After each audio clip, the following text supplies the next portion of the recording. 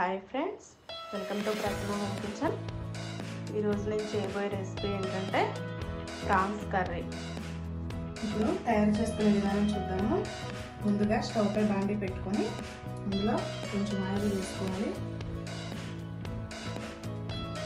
Oil వేడెక్కాక ఇందులో ఒక 1/2 కిలో పచ్చి రొయ్యలు వేసుకోవాలి.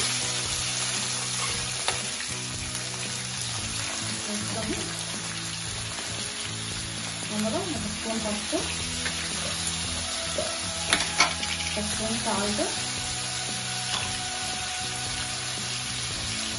1/2 స్పూన్ అల్లం వెల్లుల్లి పేస్ట్ వేసుకొని వేయించుకోవాలి.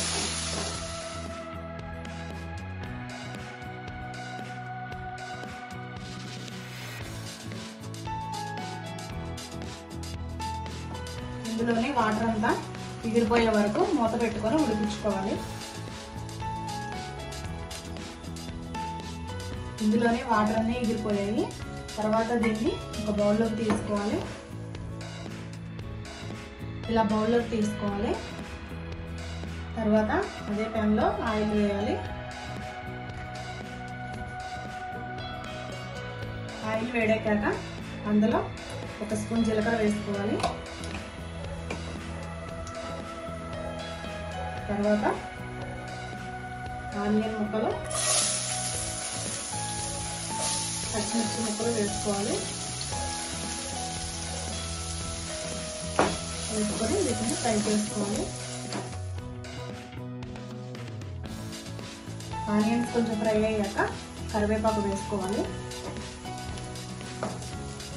తర్వాత దీనిలో అల్లం వెల్లుల్లి పేస్ట్ వేసుకోవాలి.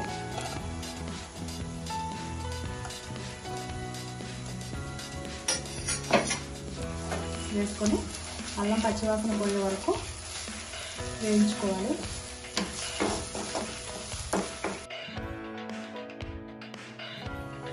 అల్లం వెల్లుల్లి పేస్ట్ ఫ్రై అయ్యాక దానిలో 3 టమాటాలు ముక్కలుగా చేసుకొని వేయాలి.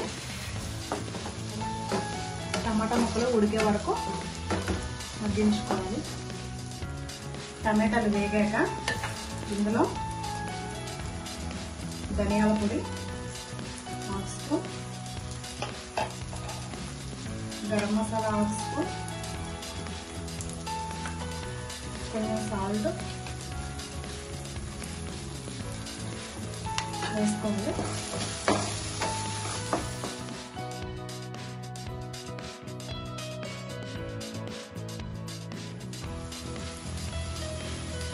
స్పూన్స్ కారం వేసుకోవాలి.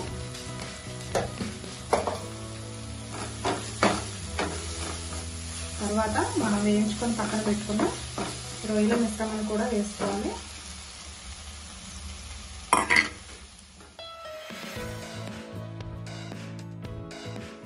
ఈ రొయ్యలు ఒకవేళ మనం ఎక్కువ తెచ్చుకున్నట్లయితే ఒక 2 డేస్ మనకి నిల్వ ఉంచుకోవాలి అంటే ఇలా ఫ్రై చేసుకొని పెట్టుకుంటే ఫ్రిడ్జ్లో స్టోర్ చేసుకుంటే ఒక 4 డేస్ వరకు నిల్వ ఉంటాయి. ఇప్పుడు దీన్ని ఒక 2 మినిట్స్ మూత పెట్టుకొని మగ్గించుకోవాలి. కొంచెం మగ్గాక 1.5 గ్లాస్ వాటర్ పోసుకోవాలి. ఇది బాగా ఉడికి గ్రేవీ అంతా దగ్గర పడే వరకు ఉడికించుకోవాలి. ఇదిగోండి, కూర చక్కగా ఉడికిపోయింది, గ్రేవీ అంతా దగ్గర పడింది. ఇలా నూనె పైకి తేలింది కదా, కూర ఉడికిపోయినట్లే. టమోటా పచ్చి రొయ్యల కూర రెడీ అయిపోయింది. ఇందులో కొంచెం కొత్తిమీర వేసుకోవాలి.